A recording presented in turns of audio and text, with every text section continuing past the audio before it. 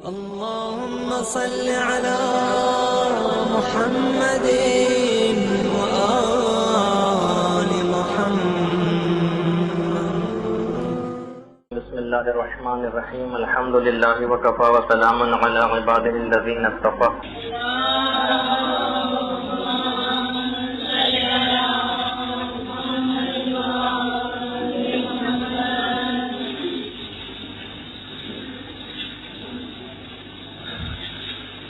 موت اور اس کی تفصیلات، اس موضوع پر آج ہماری 10ویں نشست ہے.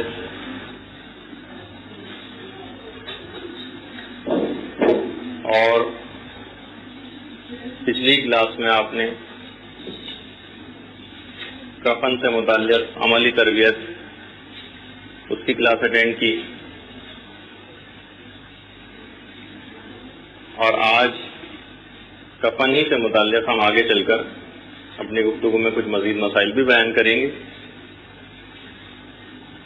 اس کے بعد اگلی نشست ہماری تشییع جنازہ، نماز جنازہ اور قبر کی طرف لے جانے کی جو منزل ہے اس موضوع پر گفتگو ہوگی اپنی تمام تر تفصیلات کے ساتھ. بات یہاں تک پہنچی تھی کہ ملک الموت کے مختلف مقاصد وہ آپ کی خدمت میں بیان ہوئے تھے. ان میں سے ایک عمر کا زیادہ ہونا اور بڑھاپا، یہ بھی ملک الموت کا ایک مقصد بتایا گیا تھا. بہت سی روایات اس بارے میں بھی آئی ہیں کہ حضرت ابراہیم علیہ السلام سے پہلے بڑھاپا اس انداز سے نہیں ہوتا تھا. لوگوں کی عمریں تو بڑھ جاتی تھیں لیکن جسمانی اعتبار سے ان میں کوئی تبدیلی رونما نہیں ہوتی تھی. باقاعدہ علل الشرائع میں شیخ صدوق نے ایک روایت نقل کی ہے کہ ایک دفعہ حضرت ابراہیم نے دیکھا کہ ان کی داڑھی میں کچھ بال سفید ہو گئے، تو کہا کہ پروردگارا یہ کیا ہے؟ تو پروردگار کی طرف سے یہی جواب آیا کہ اے ابراہیم، یہ تمہارے وقار میں اضافہ کیا گیا. بہرحال شکر خدا، شکر پروردگار حضرت ابراہیم بجا لائے، اور ایک جملہ بھی اس وقت یہ بات کہی تھی کہ پروردگار تیرا لاکھ لاکھ شکر ہے کہ اتنی طویل عمر سے گزرنے کے بعد بھی میں نے اس دوران چشم زدن میں بھی تیری کوئی نافرمانی نہیں کی.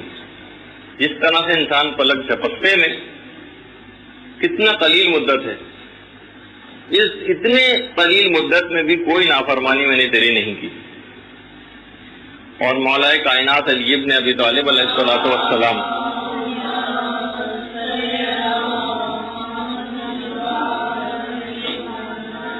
فرماتے ہیں کہ پہلے زمانے میں لوگ بوڑھے تو ہوتے تھے مگر ان کے بال سفید نہیں ہوتے تھے. مجمع عام میں جب باپ اور بیٹا اور دیگر لوگ جاتے تھے تو لوگ تمیز نہیں کر پاتے تھے کہ اس میں سے باپ کون ہے اور بیٹا کون ہے. پھر حضرت ابراہیم نے پروردگار عالم سے دعا کی، اور اس کے نتیجے میں پھر خدا نے بڑھاپے کو خلق فرمایا یا پیدا کیا کہ انسان کے جسم میں ایسی تبدیلیاں رونما ہوں کہ جس سے پتہ چل جائے کہ کون شخص باپ ہے اور کون شخص بیٹا ہے. اسی طرح سے جس طرح بڑھاپا ملک الموت کا قاصد ہے، جس طرح سے ہم نے پچھلی بار گفتگو میں ذکر کیا تھا کہ اولاد کی اولاد کا پیدا ہو جانا یہ بھی ملک الموت کا قاصد ہے، اسی طرح سے بیماریاں بھی ملک الموت کی قاصد ہیں. اچھا، بعض اوقات بیماری ملک الموت کی قاصد ہوتی ہے اور بعض اوقات زندگی بچانے کا ایک ذریعہ بھی ہوتی ہے. بہت سی بیماریاں زندگی بچانے کا ایک ذریعہ بھی. کربلا میں چوتھے امام کی بیماری کا بھی ایک سبب بتایا گیا ہے کہ مولا کو، چوتھے امام کو ظالموں کے شر سے محفوظ رکھنا تھا، ورنہ خود ایسی کیفیت ہوتی جس طرح سے صحت مندی کی کیفیت تو خود مولا کو بھی، چوتھے امام کو بھی میدان جہاد میں جانا ہوتا۔ بہار الانوار کی 6 جلد میں ایک روایت ہے، اور کتاب مقتل میں کتاب الخرائج والجراح امام احمد ابن حنبل ان سے ایک روایت ہے جس میں چوتھے امام کی بیماری کا سبب بتایا گیا ہے۔ امام احمد ابن حنبل کہتے ہیں کہ چوتھے امام نے، امام زین العابدین علیہ الصلوۃ والسلام نے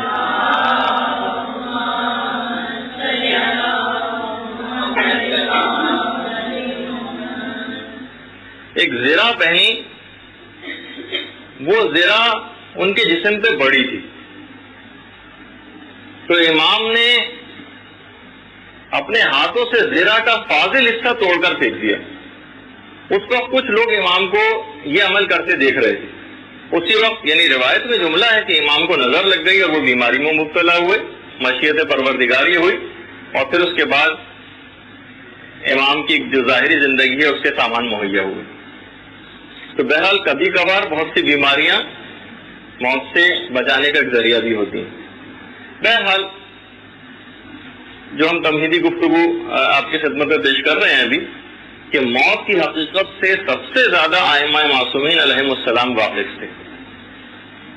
ایک عجیب و غریب روایت جو امام کے بیٹے، چھٹے امام کے بیٹے حضرت اسماعیل کی موت سے متعلق، روایت کا جملہ یہ ہے کہ امام کے پاس، چھٹے امام کے پاس اس وقت بہت سارے لوگ مہمان کے طور پر آئے ہوئے تھے، اور دسترخوان لگنے والا تھا کہ اسی وقت امام کو اپنے بیٹے اسماعیل کی موت کی خبر ملی۔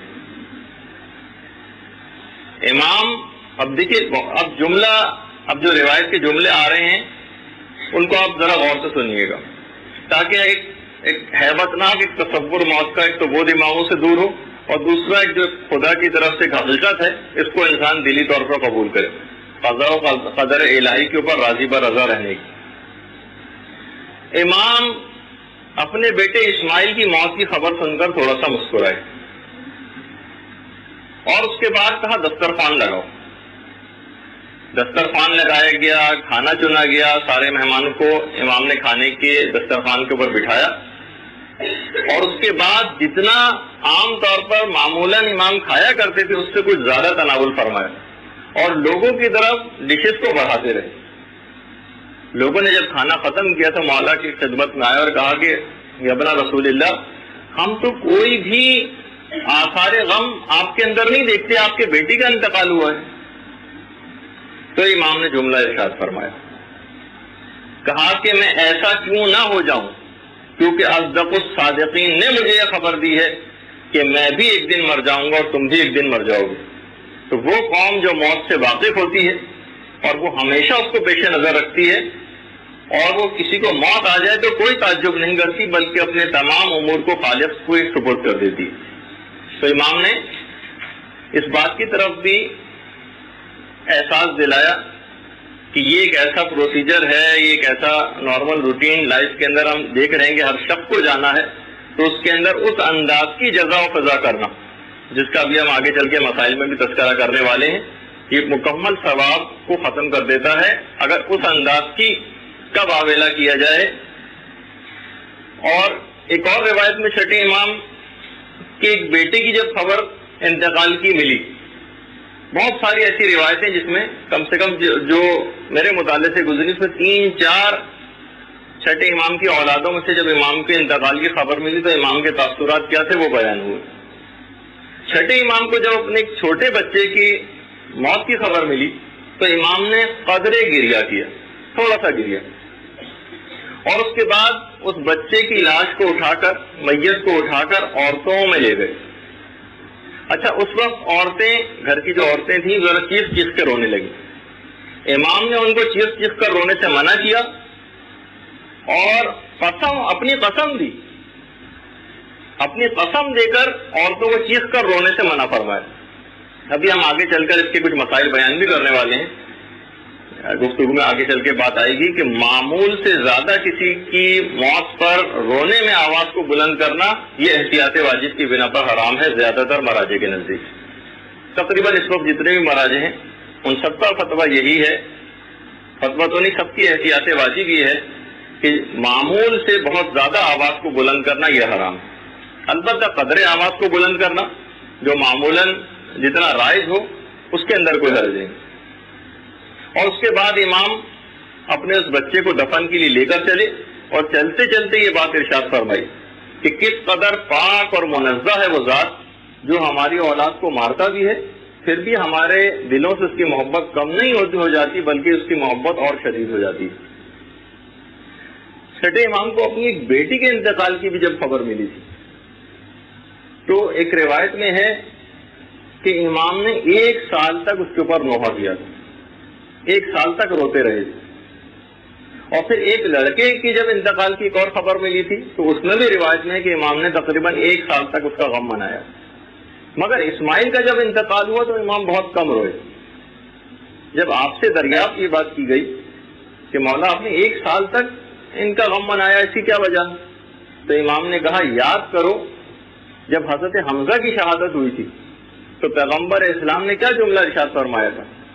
لیکن حمزہ لا بواکی لہ، افسوس میرے چچا حمزہ پہ رونے والا کوئی بھی نہیں۔ تو تمام مدینے کی عورتیں اپنے اپنے شہداء کے لاشوں کو چھوڑ کر اور سید الشہداء حضرت حمزہ کے لاشے کے اوپر گئیں اور وہاں پر جا کر گریہ گزاری فرمائی۔ اکمال الدین و اتمام النعمہ میں شیخ صدوق نے اس روایت کو نقل کیا۔ تو دیکھیے رونا اور غم منانا یہ ایک الگ چیز ہے اور جزا و فضا کرنا یہ بالکل ایک الگ چیز ہے۔ ایک راوی تھا امام کا 11ویں امام حسن عسکری علیہ السلام کا۔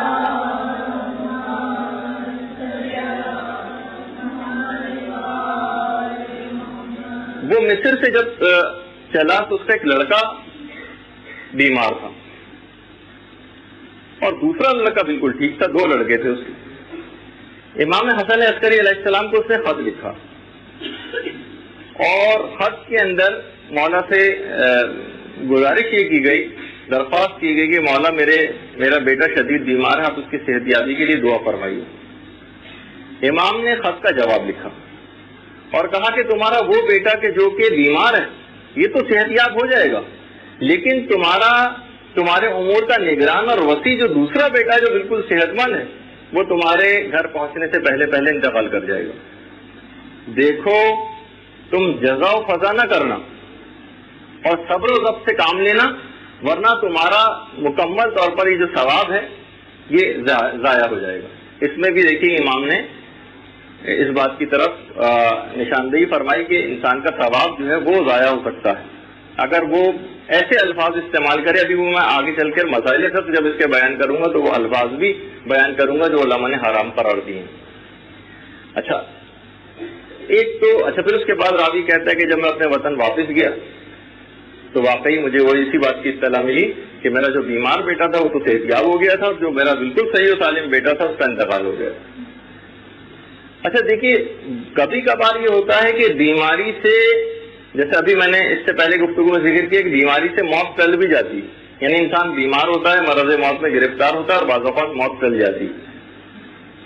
ایک دفعہ ایک راوی بیمار ہوا، 7ویں امام موسیٰ کاظم علیہ السلام کا صحابی تھا،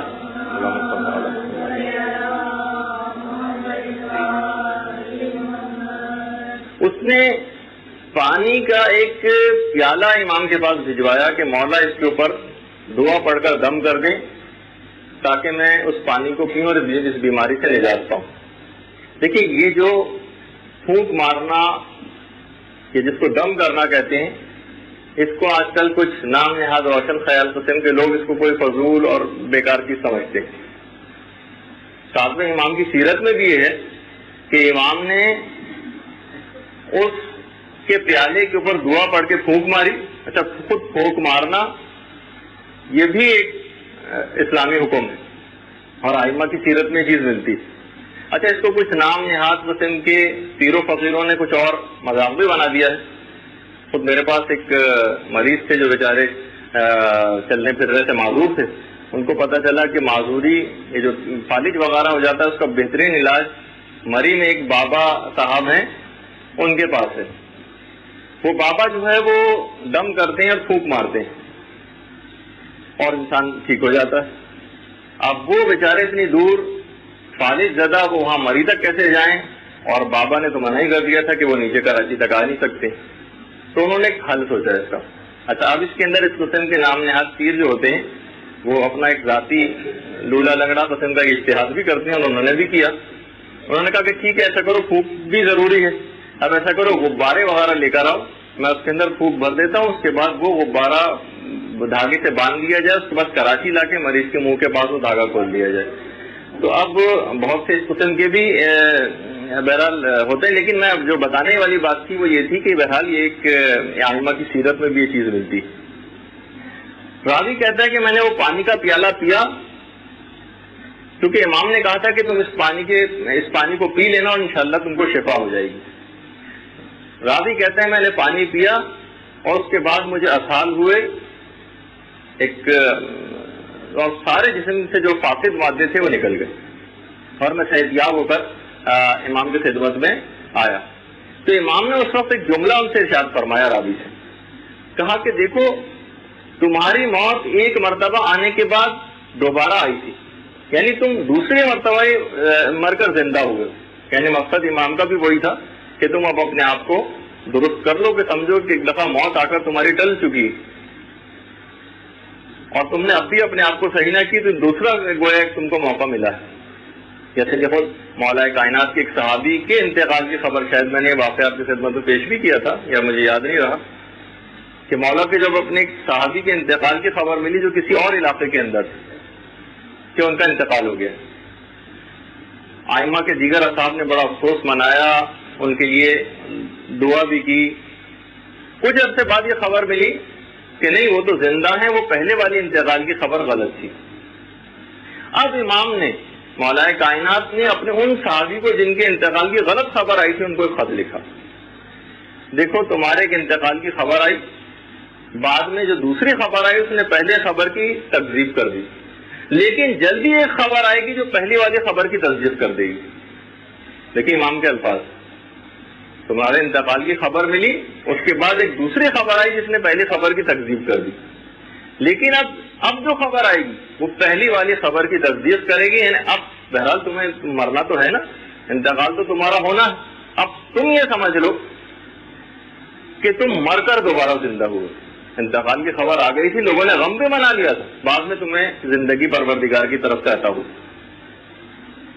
تو اب اپنے آپ کو ٹھیک کر دو. تو کبھی کبھار کتنے ہماری زندگیوں میں ایسے واقعات ہوتے ہیں، کیسے ہم ایکسیڈنٹ سے بعض اوقات بچ جاتے ہیں، کتنے بڑے بڑے حادثات سے ہم بچ جاتے ہیں.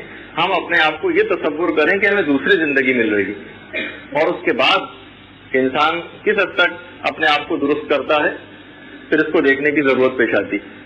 لیکن یہ سب مقامات عبرت ہیں، انسان کو ان کو اہمیت دینی چاہیے کہ کس طرح سے وہ حادثات سے بچتا ہے.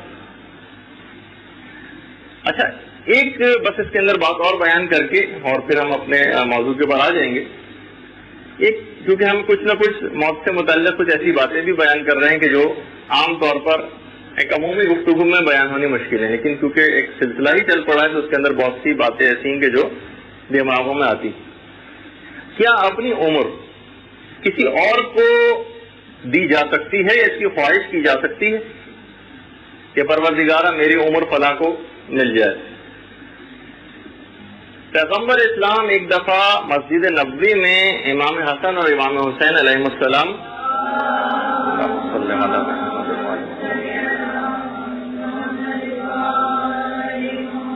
چھوٹے تھے دونوں امام، ان کے ساتھ مسجد نبوی میں تشریف لائے، صحابہ کا مجمع تھا. رسول اللہ نے ارشاد فرمایا کہ لوگوں مجھے اپنے ان دو بیٹوں سے اتنی شدید محبت ہے کہ میرا دل چاہتا ہے کہ میں اپنی عمر کو ان دونوں پہ تقسیم کر دوں. اچھا پیغمبر اسلام نے بھی اپنی عمر ان کی طرف دینے کا ایک رجحان ظاہر کیا. اچھا انبیاء کے واقعات میں بھی یہ چیز ملتی کہ یہ جو واقعہ آپ کے سامنے پیش کر رہا ہوں ہمارے چھٹے امام جعفر صادق علیہ السلام نے بیان کیا کہ ایک دفعہ انبیاء میں سے ایک دفعہ حضرت آدم کے سامنے پروردگار نے ان کی تمام ضروریت کو بشکل ذرات کے پیش کیا. اچھا، سب کو حضرت آدم نے دیکھا، اور اسی کے اندر سے حضرت داؤد علیہ السلام جو خدا کے ایک نبی تھے ان کو بھی دیکھا. حضرت آدم نے کہا کہ پروردگارا، یہ کون ہے کہ جس کو تو نے نبوت بھی دی، کرامت بھی دی، لیکن ان کی عمر بہت کم ہے.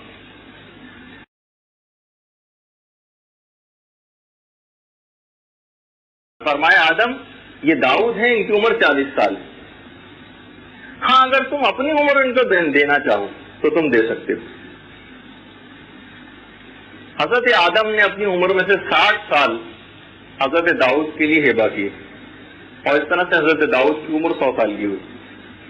ملک الموت نے ہبہ کی یہ تحریر حضرت آدم سے لکھوا لی. دیکھیے روایت میں چھٹے امام بیان فرما رہے ہیں. پھر حضرت آدم کی وفات کا جب وقت قریب آیا تو حضرت آدم کے دماغ سے یہ بات نکل گئی اور کہا کہ پروردگارا، میری عمر تو ابھی طویل تھی، باقی تھی، اتنی جلدی ملک الموت کیسے؟ تو ملک الموت نے اس وقت حضرت آدم کو وہ تحریر دکھائی جس میں انہوں نے 60 سال حضرت داؤد کے لیے ہبہ کیے تھے، اور اس کے بعد حضرت آدم فوراً اس تحریر کو دیکھ کر مان گئے اور ملک الموت نے ان کی روح قبض کر لی. چھٹے امام یہاں پر یہ بات بیان فرماتے ہیں کہ یہی وجہ ہے کہ جب بھی کسی مقروض کو اس کی کوئی تحریر دکھائی جاتی ہے تو وہ مان جاتا ہے.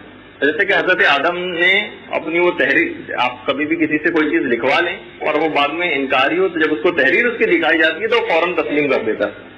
کہا کہ اس کی وجہ یہ لوگوں کے اندر بھی یہ چیز آئی جینیٹیکلی کہ جب بھی کسی مقروض کو یا کوئی تحریر اس طرح کی دکھائی جاتی ہے تو فوراً تسلیم کر لیتا ہے. بس ایک آخری بات اور کہہ کے تمہیدی گفتگو ختم کر کے ہم اپنے موضوع کے اوپر گفتگو شروع کر دیں گے کہ آخر ہم اس موت کے لیے آمادہ کیسے ہیں. ہمارے اندر وہ آمادگی تو بہرحال نہیں پائی جاتی. ان تمام تر ہم مختلف اس قسم کے واقعات بھی مسلسل سن رہے ہیں، لیکن کسی کو مثلاً کہا جائے کہ ہو جائیے موت کے لیے تیار تو کتنا پریشان ہو جاتا ہے. تو مولا نے اس کا ایک بہت ہی 3 نکات کا ایک نسخہ بتایا ہے کہ انسان موت کے لیے آمادہ کیسے ہو. 3 نکاتی ایک طریقہ یا نسخہ. امام نے کہا، امام سے پوچھا گیا مولا کائنات علی ابن ابی طالب علیہ الصلوۃ والسلام،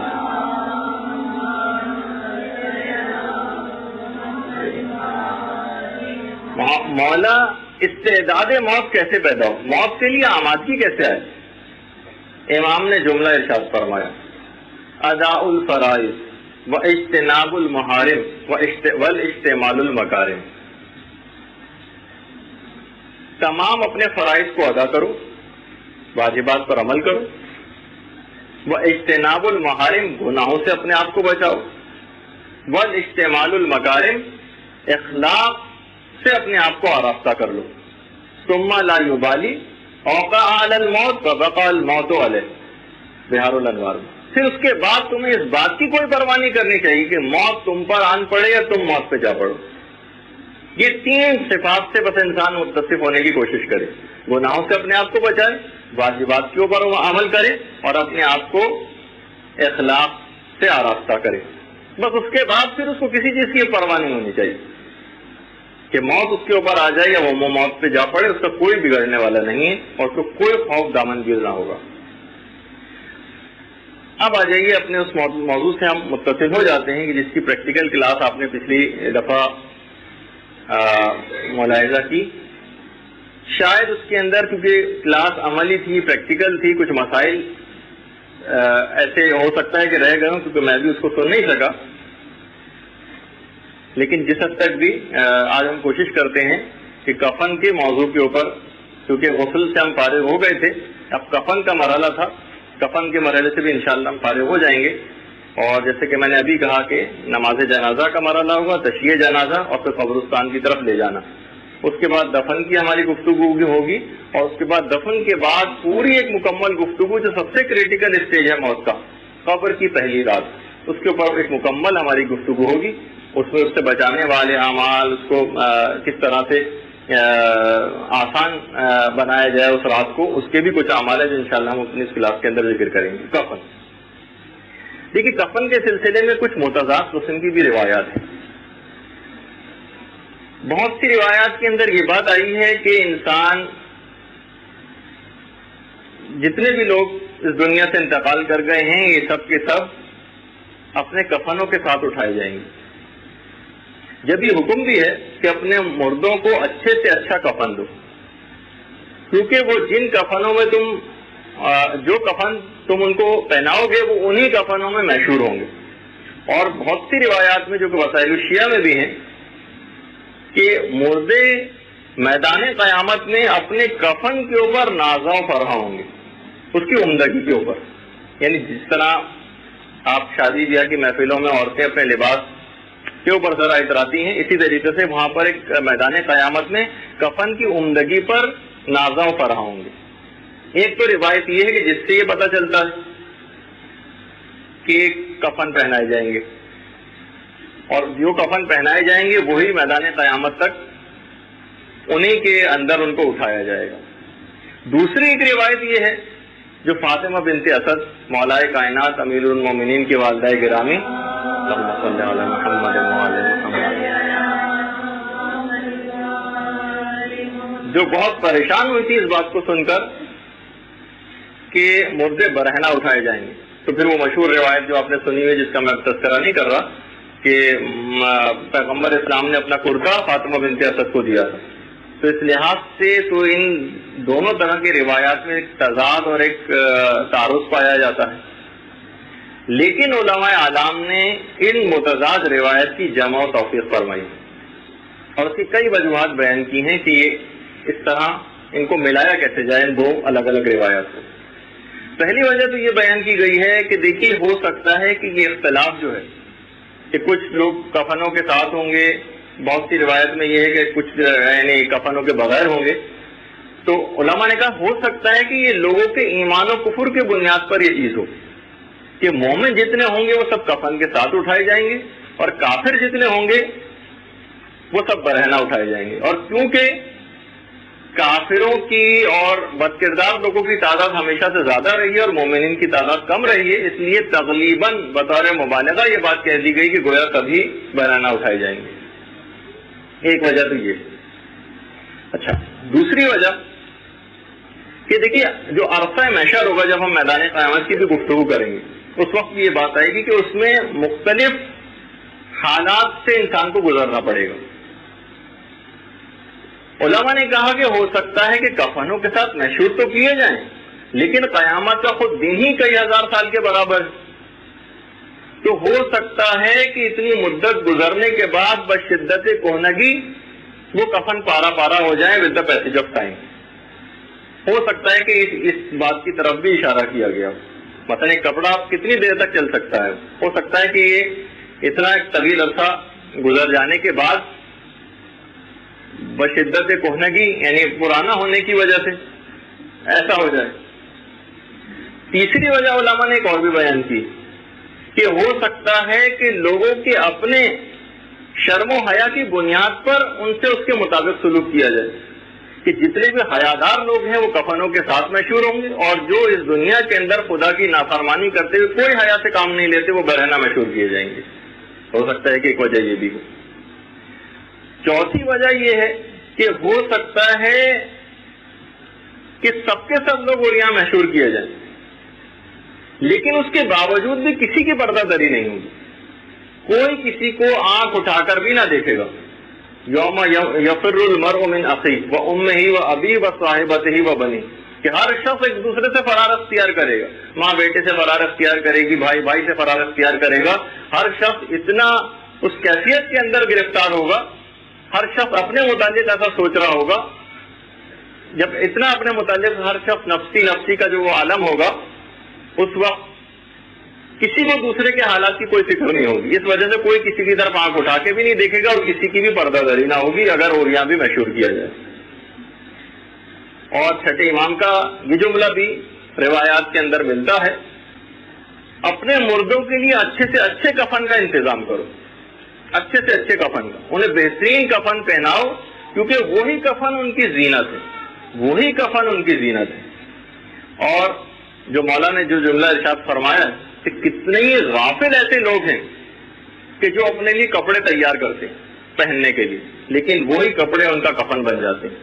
کتنے ہی غافل لوگ ایسے ہیں جو اپنے لیے مکان بناتے ہیں اور وہی مکان ان کی قبر بن جاتا ہے۔ یعنی تو بہرحال مولا کے اس جملے کا ارشاد فرمانے کا مقصد یہ کہ انسان اپنی غفلت کو کی پٹی آنکھوں پر سے اتارے۔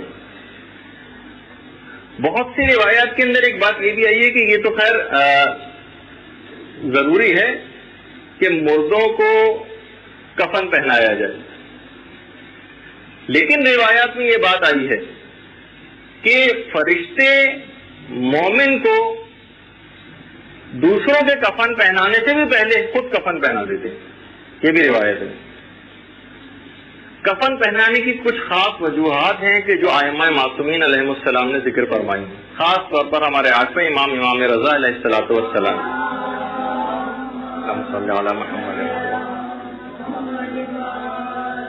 فرماتے ہیں کہ بغیر کفن کے صورت دیکھنے سے انسان قسی القلب ہو جاتا ہے، انسان کا دل سخت ہو جاتا ہے اگر اپنے مردے کو بغیر کفن کے دیکھے، اور کفن کے ساتھ دیکھنے سے اس کی محبت برقرار رہتی اور اس کی مرنے والے کی وصیتوں کا احترام کیا جاتا ہے۔ ہاں اگر کوئی بلا کفن رہ جائے تو اس مردے کی قدر لوگوں کی نگاہ میں کم ہو جاتی ہے، بلکہ امام نے تو فرمایا کہ پس مردار کی حیثیت رکھنے لگتا ہے لوگوں کی نگاہ میں، اس کی انسانی حیثیت بہت کم ہو جاتی ہے، اس کی وصیت اور اہداف و مقاصد کو کوئی اہمیت نہیں دی جاتی۔ اس کی ایک وجہ یہ بھی ہے کہ جبھی کہ انسان اپنے مردوں کو کفن پہنا ہے، ورنہ ان کی نگاہ کے اندر ایک ذلیل مردار کی حیثیت وہ رکھے گا اگر اس کو کفن نہ پہنائے گا۔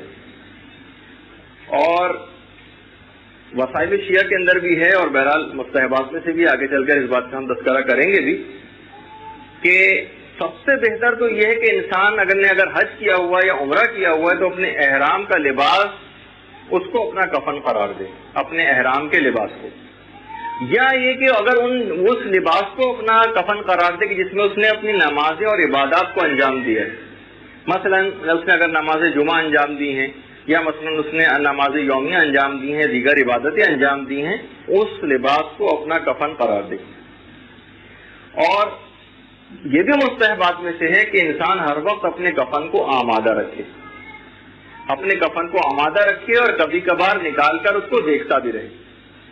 اس سے فائدہ ایک یہ ہوتا ہے کہ انسان غفلت سے باز آ جاتا ہے، اس کو روزانہ اگر آپ دیکھنے کی عادت ڈالیں گی تو، اور ایک تو یہ کہ انسان کی غفلت وہ ختم ہوگی، اور دوسرا یہ کہ اس کے اجر و ثواب کے اندر بھی بے انتہا اضافہ ہوتا جائے گا، اس کا اجر و ثواب بھی بڑھتا جائے گا۔ اور چھٹے امام نے یہ بات ارشاد فرمائی کہ روزانہ یا اکثر اپنے کفن کو نکال کر دیکھنا، اس کا ایک فائدہ یہ ہوتا ہے کہ انسان کا شمار غافلین میں نہ کیا جائے گا۔ وہ روزانہ جب ایک چیز کو اپنی دیکھتا رہے گا، عاقبت اس کے سامنے اپنی رہے گی، اپنے انجام کی طرف وہ غور و فکر کرتا رہے گا، تو اس کے خود بخود گناہ بھی کم ہوتے چلے جائیں گے۔ اچھا، اب دیکھیے کتنے ہی ایسے خوش نصیب افراد تھے جو تاریخ کے اندر ملتے ہیں کہ جنہیں ائمہ معصومین نے جو اپنا کفن اپنے لیے سنبھال کر رکھا تھا، اور اتنا ایسا کفن کہ جو اماموں نے اپنے لیے سنبھال کر رکھا تھا، وہ امام نے دوسروں کو دیا، جو بہت ہی مشہور واقعہ ہے۔ میں تو اس کو بہت اختصار کے ساتھ بیان کروں گا۔ بی بی شتیتا کا وہ واقعہ، اب تو ان کا بہترین روضہ بھی وہاں پر بن رہا ہے ایران میں، ان کا مزار، جو کہ ساتویں امام موسیٰ کاظم علیہ السلام نے ان کو دیا تھا۔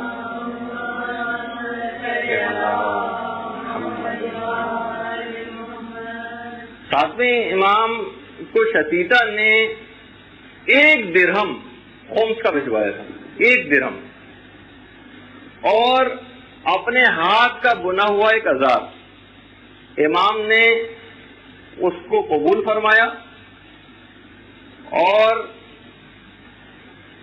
حتیٰ کہ اتنی معمولی سی رقم لیکن اتنے خلوص کے ساتھ شتیتا نے بھیجا اور کہا کہ میرا سلام شتیتا تک پہنچا دینا، اور یہ 40 درہم شتیتا کو دے دینا، اور میں اس کو اپنے کفن کا ایک کپڑا دیتا ہوں۔ دیکھیے اب یہ امام نے اپنے لیے سنبھالی ہوئی چیز اس خلوص کے ساتھ اس پرخلوص مومنہ کو تحفے میں دی. جب بھی ایک مسائل کے اندر یہ بھی چیز آتی ہے کہ کفن کو تحفے میں دینا یہ بھی ثواب رکھتا ہے. ہاں میں ابھی مسائل آگے چل کے بیان کر رہا ہوں. میں اپنا کفن ان کو تحفے میں دیتا ہوں, اور یہ جو خاص کفن ہے یہ خاص روئی سے بنایا گیا ہے. یہ روئی وہ تھی کہ جو حضرت فاطمہ زہرا سلام اللہ علیہا کی روئی تھی.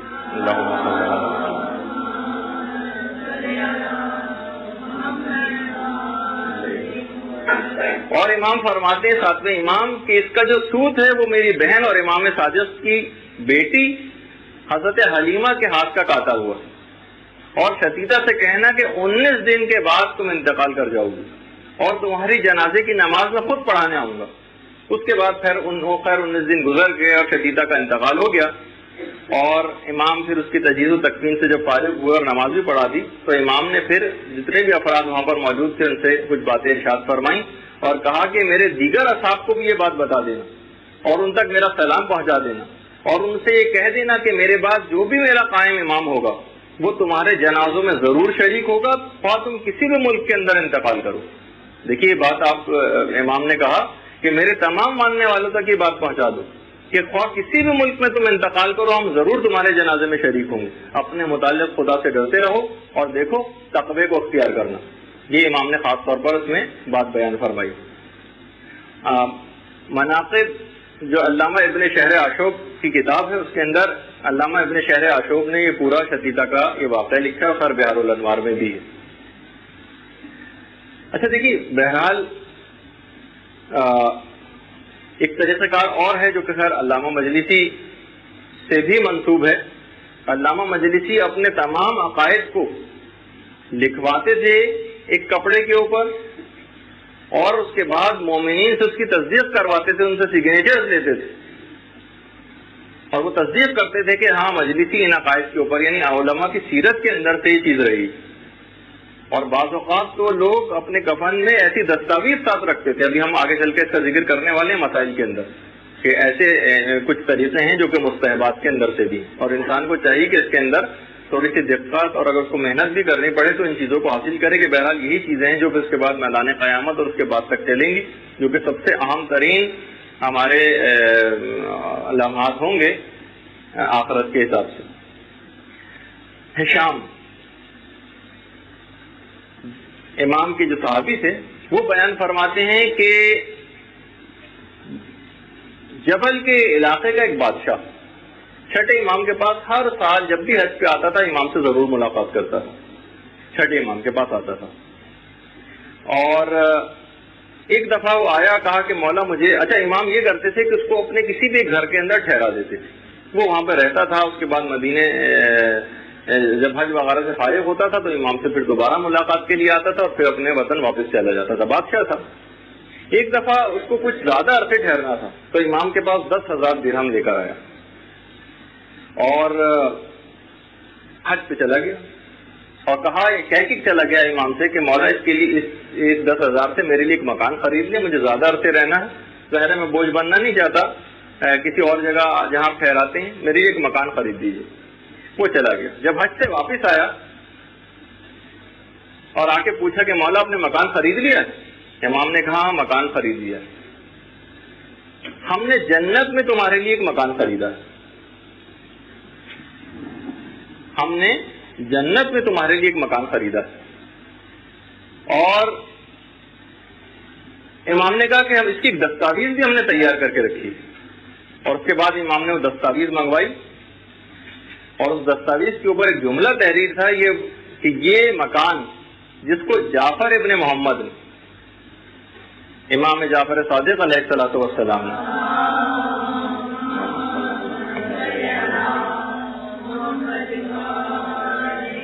فلاں ابن فلاں جبلی کے لیے خریدا ہے اور یہ مکان جنت میں خریدا گیا ہے, اور اس مکان کی جو پہلی حد ہے وہ جناب رسول خدا ہے.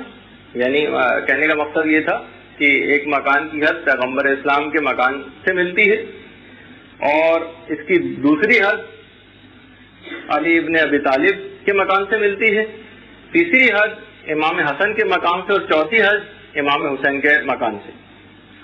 فوراً وہ بادشاہ جبلی کہنے لگا مولا میں اس خریداری کے اوپر بالکل راضی ہوں۔ امام نے بات بیان کی کہ تمہارے وہ جو 10,000 درہم تھے اس سے وہ تمام رقم ہم نے اولاد امام حسن اور اولاد امام حسین کے غربا میں تقسیم کر دی ہے۔ خدا امید ہے مجھے کہ خدا تمہارے اس صحیح کو قبول فرمائے گا اور جنت میں تم کو جگہ دے گا۔ اب یہ جبلی اس دستاویز کو سنبھال کے اپنے ساتھ اپنے گھر لے گیا۔ کچھ عرصے بعد جب یہ مرض موت میں گرفتار ہوا تو اس نے اپنے ورثاء کو قسم دے کر وصیت کی کہ اس دستاویز کو ضرور میرے کفن میں ساتھ رکھ دینا۔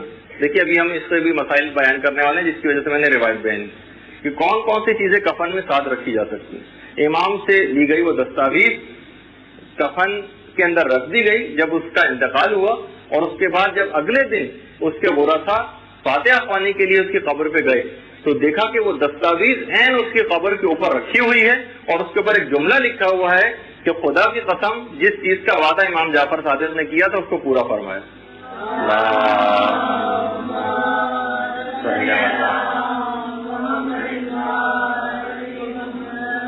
ابن شہر اشوب نے مناقب کے اندر بھی اس پوری روایت کو لکھا ہے۔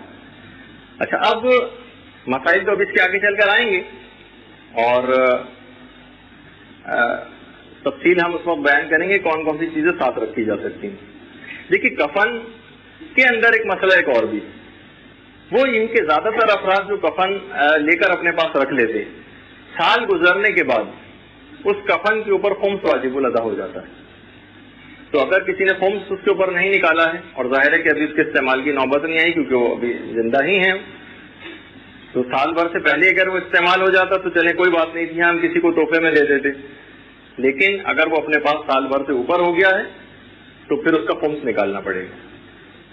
اچھا ایک بات اور، شاید آپ کی جو کفن کی پریکٹیکل کلاس ہوئی اس کے اندر یہ بات آئی ہو، جیسے کہ میں نے پچھلی دفعہ ذکر کیا تھا کہ اگر کفن نجس ہو جائے تو اس کو پاک کرنا ضروری ہوتا ہے، یا اگر پاک کرنا ممکن نہ ہو تو اتنے حصے کو کاٹ دینا ہوتا ہے۔ اچھا اگر قبر میں نجس ہو جائے، مثلا قبر میں لٹایا اور اس کے بعد جسم سے کوئی مردے کی کوئی ایسی نجاست نکل آئی جیسے کہ خون وغیرہ، تو پھر بہتر ہے کہ اس انداز سے اس کو کاٹا جائے کہ کفن کو ویسا کوئی نقصان نہ پہنچے جس سے مردے کی کوئی پردہ دری ہوتی ہو۔ اور اگر دھونا یا کاٹنا ممکن نہ ہو اور تبدیل کرنا ممکن ہو تو بہرحال پھر تبدیل کیا جائے، بشرطے کہ مردے کی کوئی بہترامی نہ ہو۔ اگر بہترامی کا کوئی پہلو نکل رہا ہے تو پھر بہرحال پھر یہ عمل جائز نہیں ہوگا، لیکن عام طور پر اگر ایسی کوئی بہترامی کا پہلو نہیں نکل رہا ہے مردے کی تو اس کفن کو پھر تبدیل بھی کیا جائے گا اس قبر کے اندر ہی رہتے ہوئے، اگر کاٹنا بھی ممکن نہیں۔ اچھا اتنی بات اور بتا دی جائے چند ایک فقہی مسئلے، اصل میں فقہی مسئلے دفن کی حد تک تو زیادہ تر رہیں گے، اس کے بعد پھر جب ویسی ایک منزل شروع ہوگی برزخ کی تو اس کے بعد پھر ایک روحانی طور پر ایک بہت سی باتوں کا ذکر ہوگا، لیکن دفن کی حد تک تو فقہی مسائل ذرا زیادہ آئیں گے۔ کہ دیکھیے جو کفن کے جو اخراجات ہیں یہ مردے کے میت کے اصل ترکے میں سے لیے جاتے ہیں۔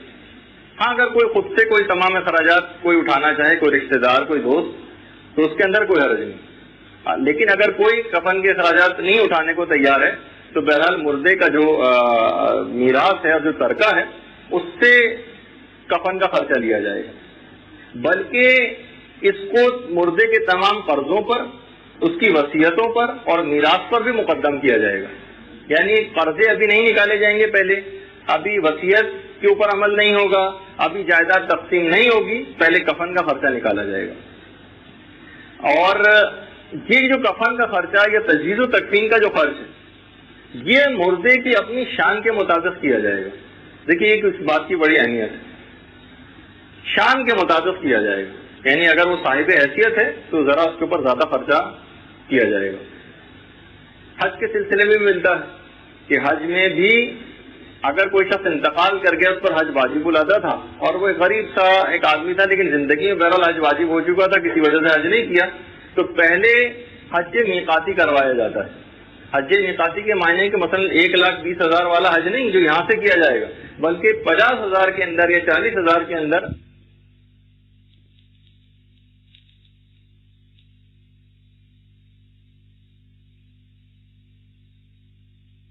ہاں اب اس کا میں تفصیل سے کبھی اور بتا دوں گا، کیونکہ حج کے مسئلہ تھوڑا سا ایک الگ مسئلہ ہے. تو میں نے صرف شان کا ایک لفظ اس کے اندر آ گیا تھا، کفن اس کی شان کے مطابق دیا جائے.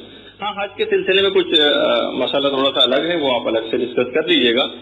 ہاں اگر دیکھیے کفن کے برابر بھی ترکہ موجود نہیں، یعنی بہت سے لوگ اتنے غریب ہوتے ہیں کہ دوسرا بھی کوئی فی الحال کوئی اس کا خرچہ اٹھانے والا نہیں ہے، تو پھر یہاں تک یہ جملہ ملتا ہے مسائل فقہ کے اندر کہ پھر اس کو اوریاں ہی دفن کر دیا جائے.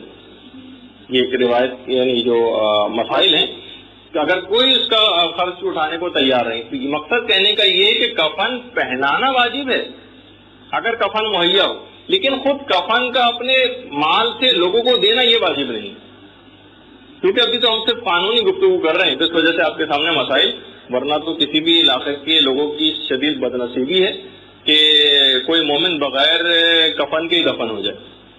تو بہرحال مجھے ذوق کہتے تھے نا کہ اوریاں ہی دفن کرنا تھا زیر زمین، مجھے ایک دوستوں نے اور لگا دی کفن کی چاہ. تو بہت سے تو اس طرح کے شاعروں کے بھی جذبات ہیں کہ ہمارے اعمال تو ایسے ہیں کہ اصلاً تو بغیر کفن ہی کے دفن کرنا چاہیے تھا ہم کو. تو بہرحال تو حتیٰ کہ یہ جو مسئلہ بیان ہو کہ کسی اور کو کفن دینا واجب نہیں ہے. ہاں اگر کفن مہیا ہو تو کفن پہنانا ضرور واجب ہوتا، سوائے شوہر و بیوی کے معاملے میں. بیوی کے کفن اور دفن کی خرچے کی بھی ذمہ داری شوہر کی. ہاں اگر کوئی اور مومن اس کا خرچہ دے دے تو بہرحال شوہر کے اوپر سے ثابت ہو جاتا ہے. اچھا اسی طرح سے عورت کے کفن کی جو پریکٹیکل کلاس ہوئی ہوگی اس میں خیر وہ تو مشکل ہے کہ محمد بھائی کو مقنہ وغیرہ پہنایا گیا ہو، لیکن یہ کہ اس کے اندر کہ وہ مستحبات کے اندر سے ہے کہ عورت کو ایک مقنہ بھی پہنایا جائے. اور یہ وہ واحد موقع ہوتا ہے خاص طور پہ اگر عورت بے پردہ ساری زندگی گزارتی رہی جو فرشتوں کو ہنسانے کا سبب بنتا ہے. بہت سی روایت میں یہ بات آئی، آپ کی خدمت میں پہلے بھی عرض کی تھی کہ فرشتے 3 موقعوں پر ہنستے ہیں اور 3 موقعوں پر روتے بھی. ان میں جو 3 موقعوں پر ہنستے ہیں ان میں سے ایک موقع یہ ہے کہ وہ عورت جو کہ ساری زندگی جس نے بے پردگی کے عالم میں گزاری ہو، اب جب اس کو کوئی دیکھنے کو تیار نہیں، اس وقت اس کو مقنہ بھی پہنایا جا رہا ہے اور پردے کی اتنی زیادہ اس کی پابندی بھی کروائی جا رہی ہے اور کوئی کسی نامحرم کی نگاہ اس کے اوپر نہ پڑے، اس موقع پر فرشتے اس کو دیکھ کر ہنسنے لگتے ہیں کہ ساری زندگی اس نے ایسی گزاری، اب جب کوئی دیکھنے کو تیار نہیں تو اتنا احتیاط. اچھا یہ بھی شاید اس وقت بات بتائی گئی ہو کہ بہرحال کفن کے اندر سلائی کرنا یہ مکروہ، حرام تو نہیں، حرام نہیں ہے کفن میں سلائی کرنا، لیکن کفن میں سلائی مکروہ. ہاں اگر ضرورت پیش آ جائے کبھی کفن میں سلائی کی تو کوشش یہ کی جائے کہ کفن کے جو دھاگے ہیں ان سے ہی کام لیا جائے، الگ سے کوئی دھاگا لے کے سلائی نہ کی جائے. یعنی یہ بھی بہرحال بہتر والی چیز میں بتا رہا ہوں، واجبات والی تو نہیں، ورنہ تو کفن میں عام طور پر سلائی ہو سکتی ہے، البتہ کرائی جائے. اور اگر ضرورت پیش آ جائے سلائی وغیرہ کرنے کی تو کفن کے اپنے دھاگے ہی سے استفادہ کیا جائے. اچھا جو شخص بھی اگر کوئی کفن پہنا رہا ہو کسی کو، اگر وہ شخص وہی ہے کہ جس نے غسل دیا تھا، عام طور پر ہوتا یہ کہ جو وصال ہوتا ہے وہی کفن وغیرہ بھی پہناتا ہے، تو اگر کفن وہی پہنا رہا ہے کہ جس نے غسل دیا ہے مردے کو، تو پہلے بہتر یہ ہے کہ وہ غسل مسح میت کرے، وضو کرے، اس کے بعد کفن دے. مستحب ہے، ثواب ملے گا اس کو، البتہ واجب نہیں ہے. پھر بھی غسل مسح میت، ورنہ تو اگر غسل مسح میت بھی واجب ہے تب بھی وہ کفن پہنا سکتا ہے، اس میں حرج نہیں. لیکن کوشش یہ کر دے کہ اگر غسل مسح میت کرنا ممکن ہے اس کے لیے، اور مثلا اس کے بعد وضو کر لے اور اس کے بعد پھر وہ کفن پہنا ہے. ہاں اگر کوئی اور بھی شخص اگر کفن پہنا رہا ہے، خود وہ شخص نہیں کہ جس نے غسل دیا تھا، تو پھر بہرحال اس شخص کے لیے بہتر تو یہ ہے کہ وہ حدث اکبر و اصغر سے پاک ہو، یعنی بہرحال اس نے اگر وضو وغیرہ کیا ہو یا غسل کیا ہو تو زیادہ بہتر. اچھا اس میں ایک اور بات کی بھی ایک اہمیت ہے کہ یہ جو تجہیز و تکفین ہوتی ہے، کفن پہنانا اور جو دیگر چیزیں ہیں، اس کے سلسلے میں میت کے جو اولیاء ذکور، یعنی جو مرد اولیاء ہیں، مرد ولی جو ہیں میت کے، ان سب سے اجازت لی جائے. اچھا اب میں ذرا مختلف علماء کے ذرا مختلف فتوے ہیں، لیکن میں اب ان سب کو ملاتے ہوئے احتیاطاً یہ بات بتا رہا ہوں. بلکہ ایک سوال یہ بھی پوچھا گیا کہ یہ جو تجہیز و تکفین، کفن پہنانے کے لیے اجازت لینا، نماز جنازہ پڑھانے کے لیے اجازت لینا، کیا یہ مطلقاً اجازت ضروری ہے یا فقط ان کی رضامندی کا یقین کافی؟ باقاعدہ تفتہ کیا گیا علماء سے، فتویٰ پوچھا گیا کہ یہ بتائیے کہ کیا یہ اجازت مطلقاً واجب ہے، یعنی ضروری ہی ہے، یا یہ کہ فقط ہمیں رضامندی کا یقین ہو تو بھی کافی ہے؟ مثلا اس کے میت کے ورثہ پھر رہے ہیں، ظاہر ہے وہ ان کی نیت بھی یہی کہ کفن پہنایا جائے، ان کی نیت یہی کہ نماز جنازہ پڑھی جائے، تب بھی کیا یہ فارمل جو پرمیشن ہے ان کی یہ لینی ضروری؟ جواب ہے کہ جی ہاں ضروری. یہ والی یعنی یہ نہیں کہ ہمیں صرف اطمینان اور یقین ہی کافی ہے کہ بھئی یہ تو راضی ہوں گے ہی کفن پہنانے پر، یہ راضی ہوں گے نہیں. علماء نے کہا کہ نہیں، مطلقاً یہ اجازت لینی ضروری. ہاں البتہ وہ جو آپ سنتی ہیں قینچی لگنا جو ہے کفن کے اوپر وہ نہیں لگنی چاہیے، تو اس کا بھی مسئلہ یہ ہے کہ کسی بھی لوہے کے اوزار کا کفن کے اوپر لگنا یہ کراہیت رکھتا، یعنی لوہے کے اوزار سے کفن کو کاٹنا کسی بھی طریقے سے بہرحال اس کو کاٹا جائے، لیکن اگر پاسبل نہیں ہو رہا ہے تو بہرحال مکروہی کی حد تک ہے، ثواب کچھ کم ہو جائے گا، لیکن بہرحال مسئلہ شک تو یہی ہے. ہو سکتا ہے کہ اس کے اندر اسٹیل کی اگر کوئی قینچی وغیرہ استعمال کر دی جائے، جیسے کہ قربانی کے احکام میں لوہے اور اسٹیل والے اس کے اندر ایک فرق آ جاتا ہے، شاید اس کے اندر کوئی سہولت مل جائے، لیکن بہرحال کراہیت اپنی جگہ پر برقرار رہے گی. اچھا اب یہ جو ایک مسئلہ آپ کی خدمت میں بیان ہوا کہ یا تو حج یا عمرے کے احرام جو قرار دیا تھا اس نے، مثلا عورت کے لیے تو اس کا عام لباس جو وہ پہن کے گئی تھی وہی اس کا احرام کا لباس ہے، جو کہ عام قمیص شلوار وغیرہ جو عام طور پہ پہنا جاتا ہے، تو وہی اگر اس کے مستحب تو یہی کہ وہی اس کو سنبھال کے رکھے. لیکن اگر وہ لباس ضائع ہو گیا ہے، کہیں ادھر ادھر ہو گیا ہے، تو جس کے اندر اس نے عبادات کو زیادہ تر انجام دیا تھا، نمازیں پڑھی تھیں، دیگر عبادات انجام دی تھیں، اس لباس کو کفن کے لیے استعمال کیا جائے. نہیں آپ سمجھی نہیں، اس کو اس طور پہ پہنا دینا. ابھی میں اسی کی آگے چل کے، کیونکہ ہمارے دماغ میں ایک یہ ہے کہ کفن کی وہ چیزیں جو ابھی آپ نے دیکھا، حتیٰ کہ کفن کے اندر یہ بھی جو سفید رنگ والا بھی مسئلہ ہے نا مستحبات میں سے، حتیٰ کہ آپ ابھی آگے چل کر حیران ہوں گے، روایت جو پیغمبر اسلام کے لیے ان کو 100 چادر کے اندر کفن دیا گیا تھا، وہ اب آگے چل کے خیر آنے والی ہے، اس کا تھوڑا انتظار کرنا پڑے گا آپ کو. تو نہیں وہ کراہیت، ہاں وہی میں آگے چل کے ابھی بتا رہا ہوں نا، کہ وہ لباس کے جو اس نے زندگی کے اندر عبادات کے وقت پہنا تھا، ظاہر ہے وہ تو سلا ہوا ہی ہوگا، تو اس کو نہیں، وہ ابھی آپ بات آگے نہیں بڑھانے دے رہے نا، ابھی آپ سن لیں گے تو آپ کو سمجھ آ جائے گا. بلکہ یہ جتنے بھی یہ سوالات ہیں کوشش کروں گا میں ان کے خود بخود جواب آ جائیں گے، پھر کسی کے جواب نہیں آئے تو آپ تحریراً پوچھ لیجیے گا. اس میں یہ ہے کہ جو نمازی کا جس میں وہ نماز پڑھا کرتا تھا اس کے اندر اس کو کفن دیا جائے. اس میں علماء نے ایک بات بیان کی کہ اگر اسی کے اندر اسے کفن دے رہے ہیں نماز والے لباس میں، تو پھر بہتر یہ ہے کہ اس کے بٹن اتار دیے جائیں. البتہ جو آستینیں وغیرہ جو سلی ہوئی اور چیزیں ہیں وہ اس کے اندر ویسے ہی لگی رہنے دی جائیں، اس سے فرق نہیں پڑتا. ہاں البتہ یہ بہتر ہے اور بعض اوقات مستحبات میں ہو جاتا ہے کہ اس کے بٹن اتار دیے جائیں. اچھا ایک اور بات اس کے اندر جو علماء نے خاص طور پر بیان کی ہے وہ یہ ہے کہ اگر آپ کفن خریدنے جائیں تو کفن کی خریداری کے وقت اس وقت بھاؤ تاؤ کرنے میں اور بارگیننگ کرنے میں سبگیری کرنا، شدت سے کام لینا، یہ مکروہ، یہ مکروہ.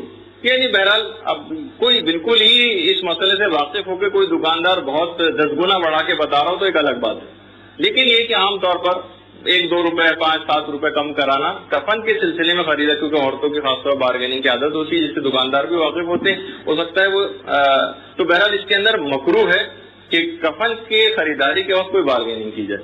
بلکہ یہاں تک روایت میں ہے کہ اس کے اوپر خوب پیسہ بھی خرچ کیا جائے. 7ویں امام موسیٰ کاظم علیہ السلام کے سلسلے میں بات بیان کی گئی ہے کہ امام کا جو کفن تھا وہ کئی ہزار دینار کا وہ کفن تھا، اور اس طرح کا کفن تھا جیسے کہ ابھی مسائل کے اندر بھی بات آگے چل کر بیان ہوگی کہ جس کے اوپر پورا قرآن بھی لکھا ہوا تھا، پورا قرآن کفن کے اوپر. اچھا مسائل کے اندر ایک بات اور بھی خاص طور پر یہ بات بیان کر دی جائے کہ دیکھیے کفن کے سلسلے میں کوشش اس بات کی جائے کہ کفن بالکل انسان کے خالص مال سے خریدا جائے. ہاں اگر مال مشکوک بھی ہے تو اس سے خریدا تو جا سکتا ہے، لیکن علماء نے یہ بات بیان فرمائی ہے مسائل میں کہ بہتر ہے کہ پھر مشکوک مال سے کفن نہ خریدا جائے، یہ کفن نہ لیا جائے جو بالکل خالص مال. مثلا ہمارے پاس کچھ پروفٹ آیا، ہم نے کوئی کسی اسکیم میں پیسہ لگایا ہوا تھا، اب ہمیں شک سا ہو رہا ہے پتہ نہیں پیسہ شریعت کے تقاضوں کے مطابق صحیح ہے یا نہیں، کوئی ہم نے کاروبار میں ایسی ڈیل کی کہ جس کے اندر ہمیں شک پیدا ہو رہا ہے کہ یہ جو پیسہ ہمارے پاس آیا ہے یہ صحیح پیسہ ہے یا نہیں. کوئی بھی اس قسم کا کوئی مشکوک مال بھی اگر ہے اس سے کفن نہ خریدا جائے. بالکل انسان جس کے متعلق 100% یقین ہو کہ بالکل خالص مال ہے اس سے کفن خریدا جائے. کفن حتیٰ کہ یہاں تک یہ بات ہے اکثر لوگ بلکہ پہلے مسئلہ بتا دوں کہ غصبی بھی کفن نہیں ہونا چاہیے. جیسے کہ ابھی بہرحال ایک لحاظ سے اگر دیکھیں تو وہ بھی اس کے اندر احکام تو اس انداز کے نہیں ہوتے، لیکن آ سکتا ہے وہ مسئلہ اگر کفن کے اوپر خمس نہ نکالا گیا. جب تک حق زہرا اور حق سعادات نکالا نہیں گیا تو وہ تو خود کسی اور لوگوں کا حق اس کے اندر موجود ہے اس کفن کے اندر. تو اس کا مطلب فقہی اعتبار سے تو خیر نہیں ہوگا، وہ انشاءاللہ اپنے موقع پر وہ بات بیان ہوگی. لیکن یہ کہ بہرحال اگر کوئی غصبی یا تو پیسہ غصبی تھا اس سے ہم نے کفن خریدا ہے، خود کفن ہی غصبی، مثلا گھر میں پڑا ہوا ہے کسی کے استعمال میں نہیں لیکن ہے کسی اور کی ملکیت، ہمیں دل میں یہ آیا کہ بھئی یہ چلو ابھی تو اس کے استعمال کی نوبت نہیں، فلاں رشتہ دار کا انتقال ہو، ہم نے وہ کفن اٹھایا اور دے دیا. یہاں تک خواہ مجبوری کی حالت ہی کیوں نہ ہو جائے، مثلا اس وقت کہیں کوئی کفن دستیاب نہیں، وہ فلاں صاحب کا کفن ہمارے پاس امانتاً رکھا ہوا ہے، تب بھی اس کفن کو ہم کسی دوسرے کو نہیں دے سکتے، چاہے اس بیچارے کو بغیر کفن کے کیوں نہ دفن کرنا پڑے. یعنی دیکھیے کسی کے مال کی جو مال غیر ہے اس کی اہمیت اتنی زیادہ ہے، بلکہ جو مسائل ہیں اس کے اندر آگے چل کر شاید کبھی اس بات کا تذکرہ ہے، بلکہ ابھی تھوڑا اس کا ذکر کر دیا جائے کہ اگر قصبی کفن کسی کو دے دیا گیا، مثلا اس کے اوپر قرآن لکھا ہوا تھا، کوئی اس طرح سے مائیں معصومین کے ذریعوں سے مسح کیا ہوا تھا، کسی نے اپنے پاس لے کر رکھا ہوا تھا اور اس وقت وہ آدمی اویلیبل نہیں تھا کہ ہم اس سے اجازت لیتے اور ہم نے کفن لے کے پہنا دیا، بعد میں وہ آدمی آیا اور ناراض ہوا کہ میرا کفن کیوں استعمال کیا آپ نے بغیر اجازت کے. تو واجب ہے کہ قبر کو کھودا جائے اور اس کا وہ کفن جو غصبی اس کے جسم سے اتار کے دوسرا کفن اس مردے کو پہنایا جائے، لیکن یہ والا کفن اس کو واپس کرنا پڑے گا. یعنی اتنے مسائل کی اہمیت اس سے اس بات کا بھی اندازہ ہوتا ہے کہ جو ہم اکثر اس میں لاپرواہ ہو جاتے ہیں دوسرے کے مال کو استعمال کرنے کے سلسلے. تو آپ نے دیکھا کہ کتنا اہم مسئلہ ہے قبر کا کھودنا. ابھی اس کے کبھی موقع ملا تو انشاءاللہ اس کے مسائل بیان کروں گا کہ کن موقعوں پر اجازت ہوتی ہے. شاید جب دفن ہو جائے میت اس کے بعد میں ایک دو مسئلے شاید قبر کو کھودنے کے اور کھولنے کے احکام ہم بیان کریں. تو اتنا زیادہ یہ اہم مسئلہ ہے. ہاں پھر کوئی حرج نہیں. اچھا کفن کے جو بھی ہم نے مسئلہ نجاست کا بتایا یہ بہت زیادہ کفن کے ساتھ پیش آتا ہے. لیکن کفن کے اوپر اتنی نجاست بھی معاف نہیں ہے جتنی عام زندگی کے اندر نماز کے دوران معاف ہوتی، جو انگوٹھے کی پور کے برابر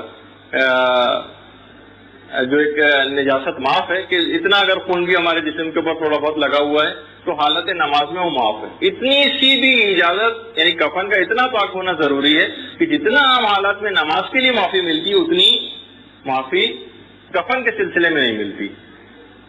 اچھا یہ بہتر ہے بہرحال کہ مستحبات میں سے کہ مرد ہو تو اس کے لیے عمامے کا اضافہ کیا جائے کفن میں، عورت ہو تو اس کے لیے مقنے کا اور سینہ بند کا اضافہ کیا جائے، جو کہ آپ نے اس مسائل کے اندر پڑھا ہوگا. کفن کے لیے سب سے بہتر چیز یہ ہے کہ کفن سوتی ہو یا برد یمانی ہو تو زیادہ بہتر. البتہ برد یمانی کا مسئلہ یہ ہے کہ جو چادر یمانی جس کو کہا جاتا ہے، جو حدیث کسرا میں بھی آپ پڑھتی ہیں بالکسائی یمانی، تو اس کے اندر بھی یہ ہے کہ یہ زیادہ بہتر تو مسائل کے لحاظ سے یہی ہے. لیکن اس وقت یمن میں جو کپڑے کی انڈسٹری تھی وہ بالکل بند ہو گئی، تو برد یمانی کے نام سے جو چادریں اس وقت جتنی بھی اویلیبل بھی ہیں، حتیٰ کہ حج کے موقع پہ اکثر حاجی حضرات بہت زیادہ دقت سے کام لیتے ہیں، لیکن وہ ساری چادریں جعلی، بلکہ وہ پاکستان سے جاتی ہیں، ان کے اوپر مہرے وغیرہ لگ کے برد یمانی کی کہ یمن میں بنی میڈ ان یمن وغیرہ کی اس کی مہرے لگ کر وہاں سے واپس آ جاتی ہیں. تو یہ فی الحال جو برد یمانی کی جو چادر کے استحباب کا مسئلہ ہے یہ اب ممکن نہیں رہا تو اس لحاظ سے اب اس کا تو اب ختم ہو جائے گا. بہرحال کسی بھی صوتی کپڑے کے اندر کفن دینا یہ مستحب ہے. ہاں اگر یہ دستیاب نہ ہو برد یمانی تو پھر کسی بھی صوتی کپڑے میں دے دیا جائے. رنگ البتہ میں نے کہا کہ اس کا سفید ہونا یہ زیادہ بہتر ہے. اور روایت میں یہی ہے جس کا میں نے ابھی اشارہ کیا تھا کہ پیغمبر اسلام کو سرخ ہبرا کے اندر کفن دیا گیا تھا یا سرخ برد یمانی. اچھا ایک چیز اس کے اندر اور، اب اس کے اندر جو جن افراد نے بھی اس کو کفن کو خرید کر رکھا ہے اس کی آپ تاثیر اور اگر بڑھانا چاہیں، یعنی یہ کفن بہت زیادہ آپ لوگوں کے لیے ہیلپ فل ہو جائے تو اس کے اندر چند چیزوں کا اضافہ کیجیے. زمزم سے دھویا جائے، اس کے بعد ظاہر کفن خشک ہو جائے گا. پھر اس کے بعد کفن کو خاک شفا سے متبرک کیا جائے، خاک شفا سے اس کفن کو متبرک کیا جائے. اور اس کے بعد سید الشہداء امام حسین علیہ الصلوۃ والسلام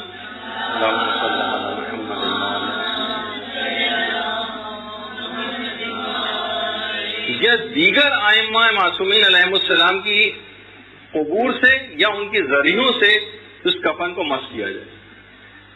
اور یہ بھی مستحبات میں سے ہے کہ پورا قرآن کفن کے اوپر تحریر ہو، مستحبات میں سے.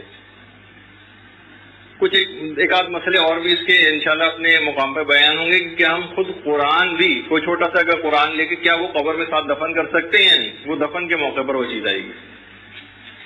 تو پورا قرآن جیسے کہ فاطمی امام کی سیرت میں ملتا ہے کہ ان کی کفن کے اوپر بھی پورا قرآن لکھا ہوا تھا. تو اگر ایسا کوئی انتظام ہو جائے یا لوگ اس کو پرنٹ کروا لیں اور اس کو زیادہ سے زیادہ رائج کریں، کیونکہ اگر پورا قرآن کفن کے اوپر لکھا ہو تو عذاب کسی طرف سے بھی قبر میں آ نہیں سکے گا مردے تک. فائدہ اس کا بہت زیادہ. اچھا پھر اس کے بعد مستحبات میں سے دیکھیے یہ سب چیزیں کوشش کریں کہ آپ اپنے طور پر اب ساری توجہات کا مرکز اس سلسلے میں آپ مدرسے یا اس کی انتظامیوں کو نا قرار دیں کہ اب مثلا وصیت نامے کا ذکر ہوا، اب ہمیں وہ نئے سرے سے پرنٹ بھی کروانا پڑ رہا ہے، اس میں ایک چیزیں کچھ آپ لوگ بھی اگر تھوڑا بہت جتنا اس کے اندر کنٹریبیوشن کر سکے وہ آپ اپنے طور پر کریں کہ اس میں کچھ جتنی زیادہ اس کے اندر، کیونکہ مخصوص لوگوں کے اوپر اتنی ساری ذمہ داریاں اس سے پھر کارکردگی متاثر ہوتی. اچھا یہ جو ابھی میں نے کہا کہ پورا قرآن یہ مستحب ہے اور اس کا ایک فائدہ یہ ہوگا کہ عذاب کسی طرف سے بھی آ نہیں سکے گا. ایک تو قرآن کی بات ہوئی، دوسری یہ ہے کہ اور زیادہ بہتر یہ بات ہے کہ اگر کفن کے اوپر دعائے جوشن صغیر لکھی ہوئی ہو، ایک تو دعائے جوشن صغیر اور دوسری دعائے جوشن کبیر. اتنی مجرب یہ دعائیں ہیں کہ خود امام حسین علیہ الصلوۃ والسلام کی بات ارشاد فرماتے ہیں کہ میرے والد بھی گرامی نے، مولا کائنات نے مجھے تاکید کی تھی کہ میں اس دعا کو حفظ کروں، دعا جوشن کبیر کو حفظ کروں، اس کو کفن کے اوپر تحریر کروں اور اس کے بعد اپنے اہل بیت کو بھی اس کی تعلیم دے کر جاؤں. یہ اتنی اہم ہے کہ مولا کائنات نے باقاعدہ تاکید کی تھی امام حسین کو کہ تمہیں اس دعا کو حفظ کرنا ہے، اس کو کفن کے اوپر تحریر کرنا ہے اور اپنے اہل بیت کو اس کی تعلیم دے کر جانا ہے. اچھا اس میں بھی علماء نے کہا کہ ایک تو ابھی میں تحریر کے بھی تھوڑے سے بتاؤں گا احکام کی، کفن کے اوپر تحریر کس طرح کی جائے. یہ والا جو مسئلہ ہے خاص طور پر دعائے جوشن کبیر کی تحریر کا، اس میں کہنا یہ ہے مجتہدین کا کہ بہتر یہ ہے کہ اس دعائے جوشن کبیر کو یا تو کافور سے لکھا جائے یا مشک سے لکھا جائے اور کسی برتن پہ لکھا جائے. برتن کے اوپر لکھ کر دعائے جوشن کبیر کو، اس کے بعد اس کو دھو کر، ظاہر ہے کہ جب وہ برتن کے اوپر لکھی ہوئی ہے اس کے بعد برتن کو دھویا جائے گا، جو پانی جمع ہوگا اس کو کفن کے اوپر چھڑکا جائے. یہ ہے اس کا مسئلہ کہ دعائے جوشن کبیر کو کسی برتن پہ لکھا جائے یا تو اس کو کافور سے لکھا جائے یا مشک سے لکھا جائے. بہتر ہے البتہ لکھا کسی سے بھی جا سکتا ہے، بلکہ کسی اینک سے بھی لکھا جا سکتا ہے. البتہ صرف ایک کراہیت ہے، وہ یہ ہے کہ اینک سیاہ نہ ہو، ٹیک اینک استعمال نہ کی جائے. اور کوئی بھی آپ ریڈ استعمال کر سکتی ہیں، بلو استعمال کر سکتی ہیں. بلکہ ابھی آگے چل کر ایک چیز اور میں بیان کرنے والا ہوں کہ ایک اور آسان حل ہے لکھائی کے سلسلے میں. جی ہاں، خود ہی لکھنا زیادہ بہتر. ہاں میں نے وہی کہا جب کسی بھی انک سے لکھا جا سکتا ہے تو یقیناً زعفران سے، لیکن یہ جو باتیں میں نے بیان کی یہ بہت زیادہ بہتر ہیں، علماء نے یہی ریکمینڈ کی. اچھا، پھر یہ جو لکھنے کے سلسلے میں کفن کے اوپر جو چیزیں ہیں ان کے اندر ایک بات اور بیان کر دی جائے کہ وہ 4 اشعار جو کہ خود مولائے کائنات نے حضرت سلمان فارسی کے کفن کے اوپر لکھے تھے وہ ضرور لکھے جائیں. وفت علی الکریم بغیر زاد من الحسنات والقلب السلیم وحمل الزاد اقبح کل شیء اذا کان الوفود علی الکریم. یہ 4 اشعار کہ یہ بندہ اپنے کریم خدا کے پاس اس طریقے سے حاضر ہوا کہ نہ اس کے پاس نیکیاں ہیں نہ قلب سلیم. اور جو مولانا نے کہا حمل الزاد اقبح کل شیء اذا کان الوفود علی الکریم. مہمان کے جب انسان کسی بزرگ ہستی کے پاس مہمان ہو کر جاتا ہے تو سب سے بری بات یہ ہے کہ اپنے ساتھ توشہ اور کھانا ساتھ لے کر جائے. علامہ ذیشان نظر جوادی اس جملے کو اس طرح سے کہتے تھے کہ اگر کسی کریم شخص کے پاس ہم اس کے کھانے کی دعوت میں جائیں اور اپنے ساتھ ٹفن لے کر چلے جائیں تو کتنے بری بات ہوگی. تو وہی مولانا نے اس سلسلے میں ارشاد فرمائی ہے کہ یہ 4 اشعار، یہ جو اشعار ہیں ان کو 2 کہا جائے یا 4 کہا جائے جو بھی، یہ کفن کے اوپر ضرور لکھے جائیں جو مولانا سلمان فارسی کے کفن کے اوپر لکھے تھے. اچھا، اس کے علاوہ علماء نے کہا کہ ہر وہ چیز کفن کے اوپر لکھی جا سکتی ہے جو آپ کے خیال میں مردے کے لیے فائدے مند. مثلا آپ کا دل چاہ رہا ہے کہ آپ ناد علی لکھ دیں، وہ بھی لکھی جا سکتی ہے. آپ کا کچھ اور دل چاہ رہا ہے کوئی اور دعا لکھنے کا، وہ بھی لکھی جا سکتی ہے. بس اس کے اندر علماء نے کہا ایک احتیاط کی جائے کہ اس کے اندر حکم خدا کا بس تصور نہ کیا جائے کہ خدا نے یہ چیز مستحب قرار دی. اپنے دل سے آپ کوئی بھی چیز ایڈ کر سکتی ہیں جو مردے کے لیے فائدے مند، بس یہ والا تصور نہ لے کر آئے کہ خدا نے اس کو مستحب قرار دیا. جو مستحبات ہیں وہ تو آپ کی خدمت میں آئے رہے، جو کنفرم مستحبات ہیں. اس کے علاوہ اگر کوئی آپ کے خیال میں مردے کے لیے فائدے مند چیز ہے تو وہ بھی آپ ساتھ میں رکھ سکتی ہیں. اس کے علاوہ ایک اور ہے جو کہ بہت ہی جس کی تاکید ہے، وہ ایک حدیث، بلکہ ایک حدیث ہے جو کہ 2 سندوں سے، بلکہ 2 حدیثیں 2 سندوں سے. اس کا نام ہے حدیث سلسلۃ الذہب. یہ آپ کو البتہ لکھ کے بھی دی جا سکتی ہے پوری حدیث عربی متن کے ساتھ. اور یہ وہ حدیث ہے سلسلۃ الذہب، سونے کا سلسلہ. ذہب عربی میں سونے کو کہتے ہیں. یہ جو اس میں راویوں کا پورا سلسلہ ہے، یہ وہ حدیث ہے کہ جس کو 8ویں امام نے نیشاپور میں ارشاد فرمایا تھا. 8ویں امام یہ بات بیان فرماتے ہیں کہ اس حدیث کو مجھ سے بیان کیا میرے والد 7ویں امام. 7ویں امام کہتے ہیں کہ اس کو 6ٹھے امام نے بیان کیا. 6ٹھے امام کہتے ہیں کہ مجھ سے 5ویں امام نے. 5ویں کہتے ہیں 4تھے امام نے. 4تھے کہتے ہیں 3رے امام نے. 3رے امام کہتے ہیں کہ 2سرے امام نے. 2سرے کہتے ہیں کہ مولا کائنات نے. مولا کائنات کہتے ہیں کہ مجھ سے اس حدیث کو بیان کیا پیغمبر اسلام نے. پیغمبر اسلام فرماتے ہیں کہ مجھ سے اس حدیث کو بیان کیا جبریل نے. جبریل کہتے ہیں کہ میں نے پروردگار عالم سے اس کو سنا. کہا یہ پورا راویوں کا جو سلسلہ ہے اس میں صرف ایک غیر معصوم ہے جس سے روایت آئی ہے، اس کے علاوہ پورا سلسلہ سند معصومین کا سلسلہ سند ہے. یہ اگر کسی پاگل شخص پہ بھی پڑھ دیا جائے تو اس کا پاگل پنا دور ہو سکتا ہے. اور وہ حدیث کیا ہے؟ لا الہ الا اللہ حسنی فمن دخل حسنی امن من عذابی. لا الہ الا اللہ میرا قلعہ ہے، جو اس قلعے میں داخل ہو گیا وہ عذاب خدا سے مامون ہو گیا، اس نے عذاب خدا سے نجات پائی. یہ 8ویں امام نے ارشاد فرمایا. اس کے بعد جملہ آگے، روایت آگے چلتی.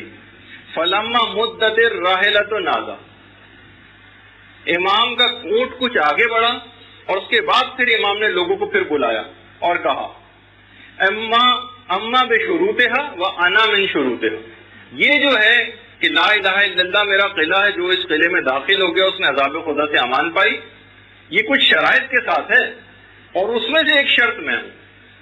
یہ امام نے بس جملہ ارشاد فرمائی اور یہ حدیث. اب تو یہ پورا سلسلے سند کے ساتھ اس حدیث کو لکھنا، یہ کفن کے اوپر جس کے اندر عذاب خدا سے برات ظاہر کی گئی ہے، یہ پورا سلسلہ سند کفن کے اوپر لکھا جائے۔ اچھا، ایک اور حدیث بالکل اسی طرح کی کہ جو کہ اس کو بھی سلسلۃ الذہبی کہا جاتا ہے کہ 8ویں امام نے اس حدیث کو فرمایا، 7ویں سے یہاں تک کہ پہلے امام سے، اور پہلے مولا کائنات فرماتے ہیں کہ پیغمبر اسلام نے ارشاد فرمایا، پیغمبر اسلام کہتے ہیں کہ میں نے جبریل سے سنا، جبریل کہتے ہیں کہ میں نے میکائیل سے سنا، میکائیل کہتے ہیں کہ میں نے اسرافیل سے سنا، اسرافیل کہتے ہیں کہ ہم نے لوح و قلم سے پروردگار کا یہ ارشاد سنا۔ کیا ارشاد سنا؟ ولایت علی ابن ابی طالب حسنی فمن دخل حسنی امن من ناری، علی کی ولایت میرا قلعہ ہے، جو اس قلعے میں داخل ہو گیا وہ عذاب جہنم سے محفوظ ہو گیا۔ یہ والی درود بھیج دیجیے محمد والے۔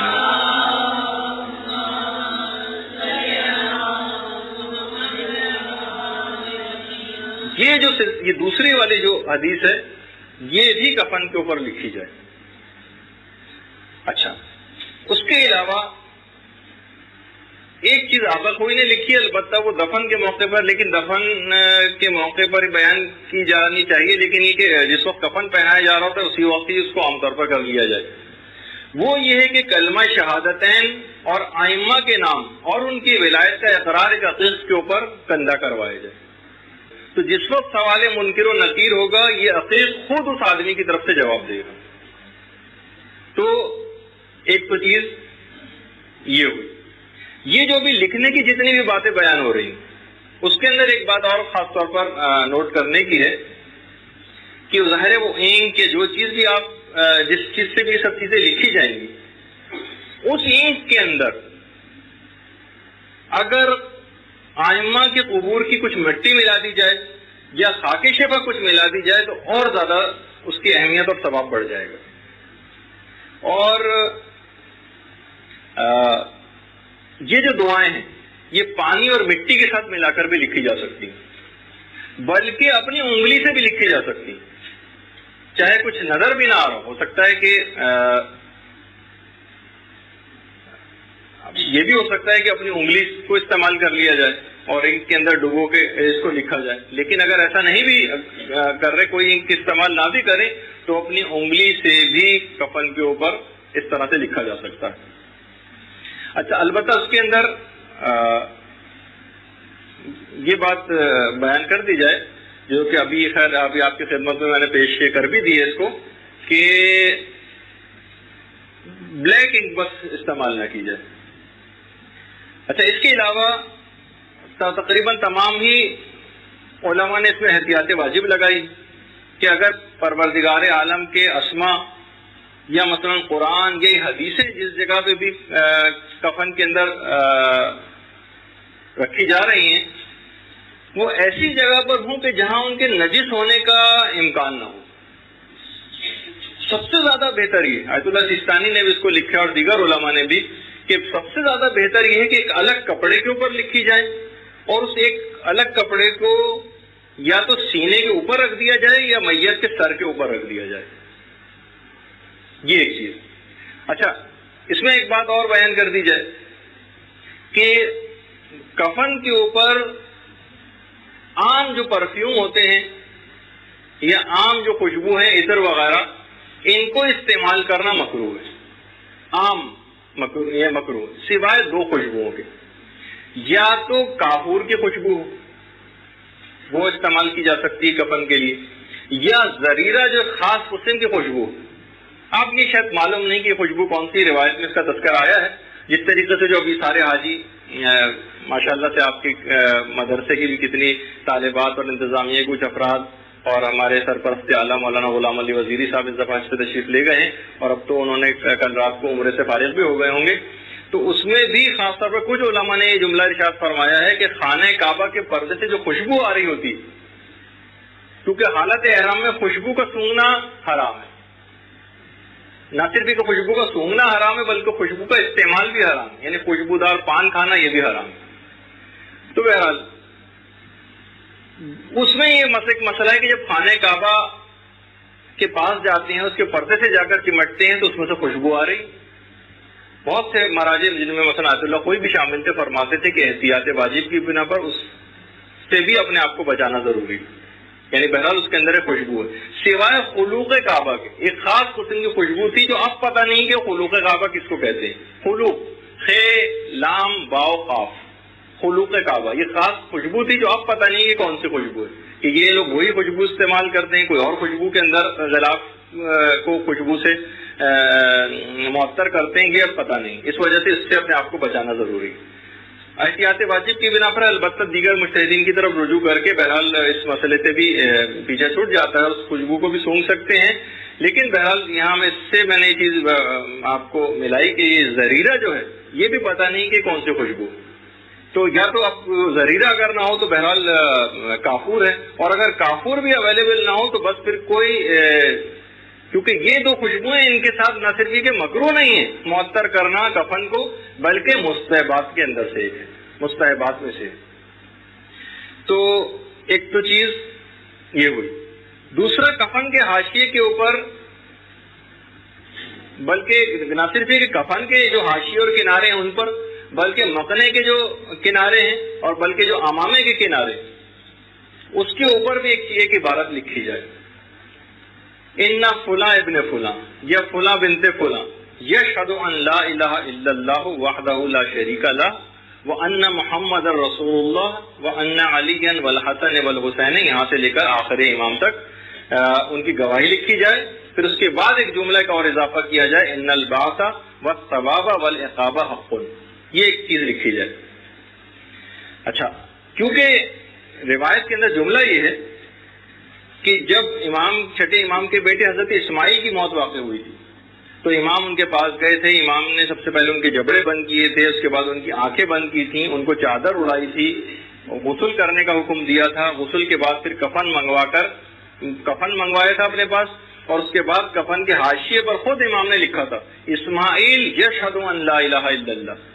اسماعیل گواہی یہ دیتا کہ خدا کے علاوہ کوئی معبود نہیں. اچھا، اس کے بعد امام دفن تک قبر کے کنارے تک گئے، لیکن قبر کے اندر نہیں اترے، جس کی وجہ ہم اس وقت بیان کریں گے جب ہم دفن کے مسائل بیان کریں گے. تو اب بھی کچھ بیوقوف لوگ ایسے ہیں کہ جو قبر کے اوپر، جو کفن کے اوپر یہی جملہ لکھتے ہیں کہ اسماعیل یشہد ان لا الہ الا اللہ، حالانکہ امام نے اسماعیل کے لیے لکھا تھا. کہا کیونکہ امام نے اسماعیل کے لیے لکھا تھا تو لہٰذا جو امام نے لکھا بس ہم وہی اس مردے کے لیے بھی لکھیں گے، ورنہ اس مردے کا اپنا نام اور اس کے باپ کا نام، یا فلاں جو اگر کوئی عورت انتقال کر گئی تو اس کا اور اس کے باپ کا نام لکھ کر کہ یہ گواہی دیتے ہیں کہ خدا کے علاوہ کوئی معبود نہیں. اس کے بعد 12 ائمہ تک کی گواہی.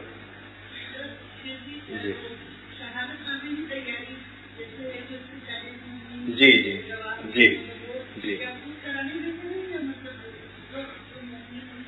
اب پہلے سے اگر کرا کے رکھ لیں تو وہ اور زیادہ اچھا ہے.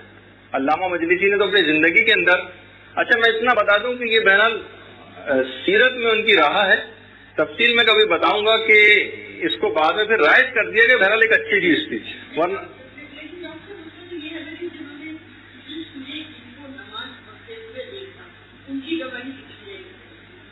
نہیں، وہ میں اس کا ایک خاص مفہوم بیان کروں گا جو نماز جنازہ جس وقت ہم بیان کریں گے نا، اللہم انا لا نعلم منہ الا خیرا، نماز جنازہ کا ایک جملہ ہے کہ پروردگار میں نے اس کو سوائے خیر کے کچھ کرتے نہیں پایا، اس کو ہمیشہ خیر پر ہی پایا. تو اکثر علماء سے، آیت اللہ گلپائگانی سے ہی سوال کیا گیا تھا، دیگر مراجع سے بھی. خیر موجودہ مجتہدین کا نظریہ بتا دوں، آیت اللہ گلپائگانی کا مسئلہ ایک تھوڑا سا الگ تھا. میں ابھی چلیں آپ کی بات سے بات نکل گئی ہے. تمام مجتہدین نے کہا کہ اصل میں یہاں پر ہم نے اس کو خیر پہ پایا، اس سے مراد یہ کہ ہم نے اس کو ولایت علی ابن ابی طالب پر پایا، اس کو علی کا شیعہ پایا، چاہے عمل کے اعتبار سے اس کا کوئی تعلق نہیں. علماء سے یہ پوچھا گیا کہ یہ بتائی کہ ہم نے تو اس کو کتنے ہزاروں گنا زندگی میں کرتے دیکھا ہے، تو یہ جملہ کیا جھوٹ تو نہیں ہو جائے گا کہ ہم نے اس کو ہمیشہ خیر پہ ہی پایا ہے؟ تو زیادہ تر علماء نے کہا یہاں خیر سے مراد عقائد کے اعتبار سے، عمل کے اعتبار سے نہیں. تو یہ آپ کا کہنا صحیح ہے. البتہ آقا گلپائگانی کا ایک نظریہ الگ تھا، وہ یہ فرماتے تھے، اب تو مرحوم ہو گئے، بہرحال ان کی تقلید میں تو شاید کوئی باقی نہیں رہا، لیکن میں معلومات کے لیے بتا دوں. انہوں نے کہا کہ اگر آپ نے کسی کو اس طرح سے گناہوں میں مبتلا ہوتے دیکھا ہے تو اس کی نماز جنازہ میں پھر یہ والا جملہ، اگر آپ کو اس کے جو گناہ پتہ ہے تو یہ والا جملہ نہ کہیں، اللہم انا لا نعلم منہ الا خیرا، یہ جملہ نکال دیں اس میں سے. خیر لیکن یہ تو ایک الگ بات ہو گئی. لیکن ہمارا جو عقائد کے اعتبار سے، عمل کے اعتبار سے نہیں ہے، چاہے وہ نماز نہ بھی پڑھتا ہو. تو آج کی حد تک ہم گفتگو اختتام پذیر ہوتی کیونکہ اب آپ کی فوراً بعد دوسری کلاس ہے جو اپنے ٹائم پر شروع ہو جانی چاہیے. آپ لوگ تحریری سوالات آئیں انشاءاللہ وہ اگلی دفعہ آپ کی خدمت میں بیان کی جائیں گے. السلام علیکم. اللجن اللجن يا مولا اللجن اللجن اللجن اللجن اللجن اللجن اللجن يا صاحب السماء اللجن اللجن